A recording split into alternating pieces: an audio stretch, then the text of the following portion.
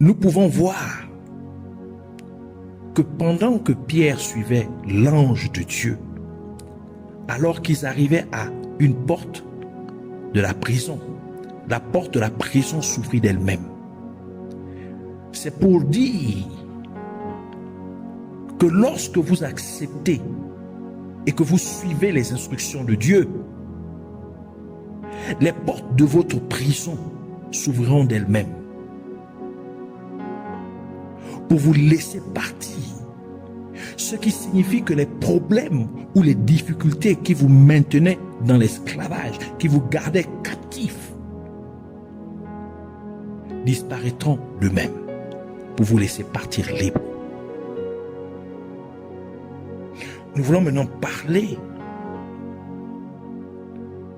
Nous voulons voir maintenant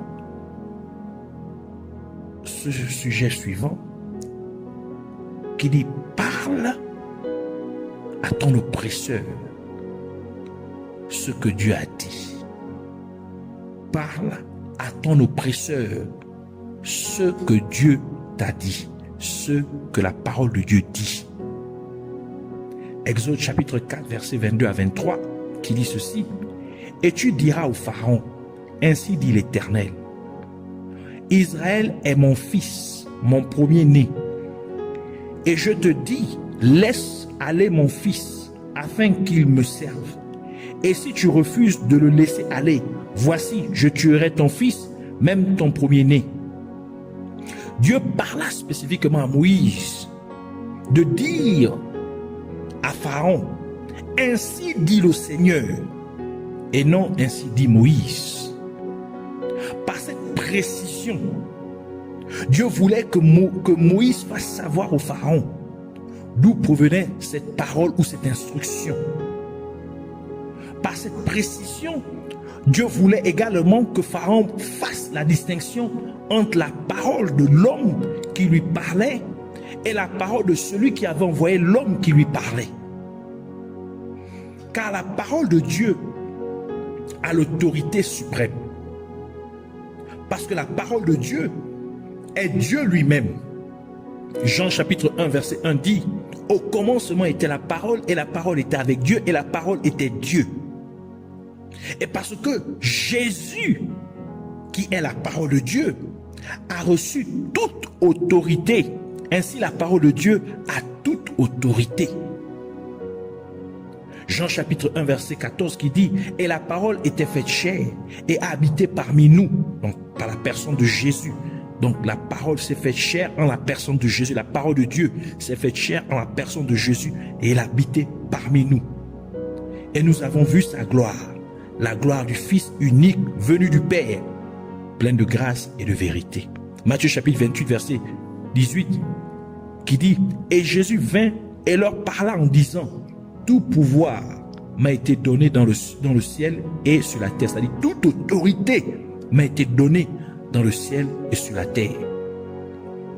Et parce que Jésus est la parole de Dieu, donc lorsque vous utilisez le nom de Jésus, vous utilisez réellement la parole de Dieu et toute l'autorité qu'elle comprend. D'où Jésus-Christ a dit dans Jean chapitre 14 verset 13, il dit: et tout ce que vous demanderez en mon nom, je le ferai, afin que le Père soit glorifié dans le Fils. Et Jésus a encore ajouté dans Marc chapitre 16 verset 17, il dit: et voici les signes qui accompagneront ceux qui croient ou ceux qui auront cru. En mon nom, ils chasseront les démons. Donc, dans le nom de Jésus, les forces des ténèbres vont se plier. Parce qu'il est la parole de Dieu. Parce qu'il est l'autorité suprême. Parce que c'est la parole de Dieu à l'autorité suprême. D'où la parole de Dieu dit dans Philippiens chapitre 2 verset 9 à 11 qui dit: c'est pourquoi aussi Dieu l'a souverainement élevé et lui a donné le nom qui est au-dessus de tout nom, afin qu'au nom de Jésus tout genou fléchisse dans le ciel et sur la terre et sous la terre, et que toute langue confesse que Jésus-Christ est Seigneur, à la gloire de Dieu le Père. Alors, exprimer la parole de Dieu. Parce que la parole de Dieu a le pouvoir de se réaliser, de s'accomplir.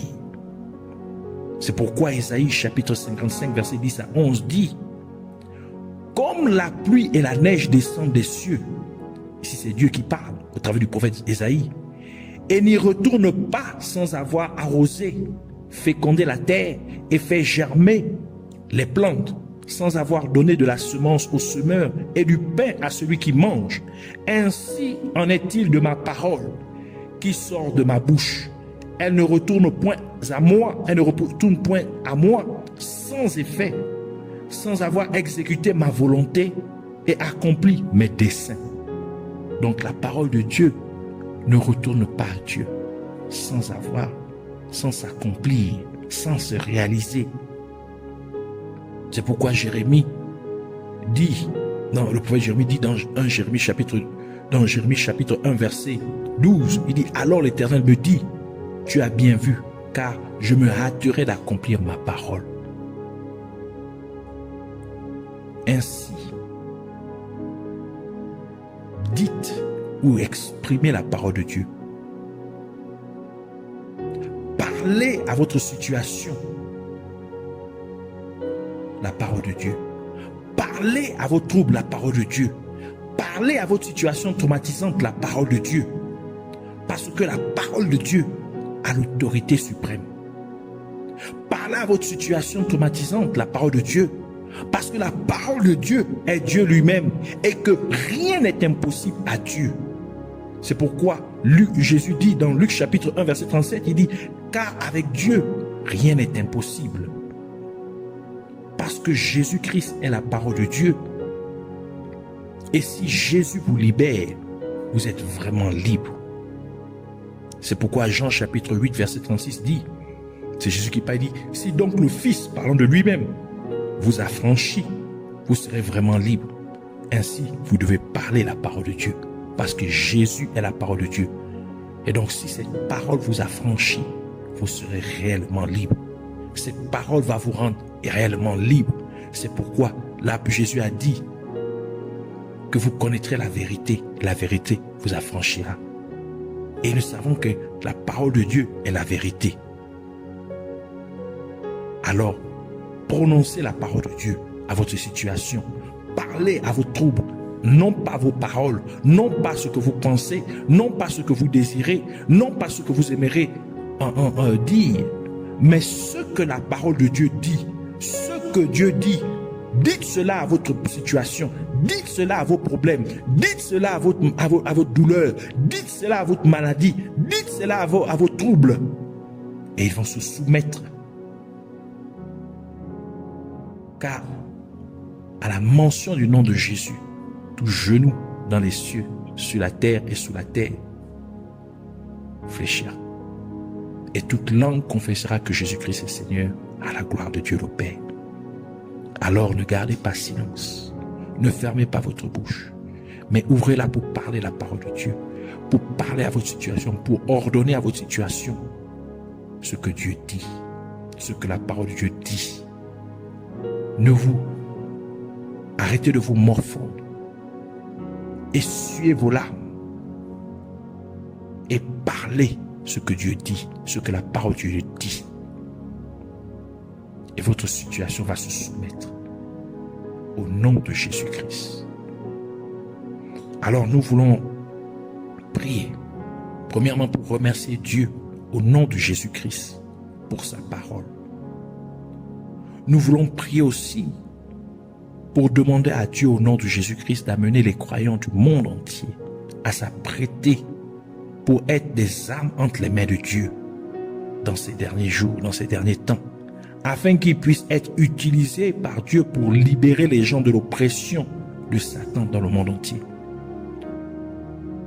Nous voulons également prier pour demander à Dieu au nom de Jésus-Christ d'inciter les gens à parler la parole de Dieu à leur situation, exprimant ainsi l'autorité suprême de Dieu lui-même.